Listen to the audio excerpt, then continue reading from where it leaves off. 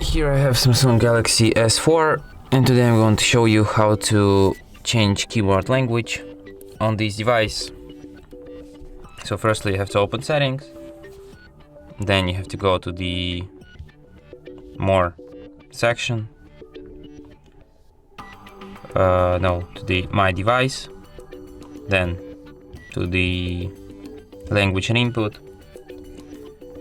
Samsung keyboard, select input languages.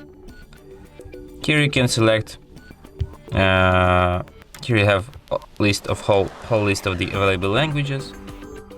So let's pick, for example, Greek. But first you will have to download it from the internet, so yeah, without internet you can't actually change languages. And now let's try to write something down in Greek language.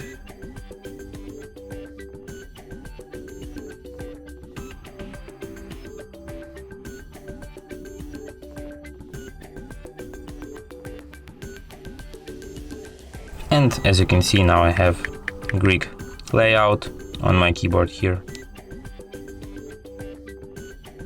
And that's it. Thanks for watching. If you find this tutorial useful, don't forget to hit that like button and subscribe to our channel.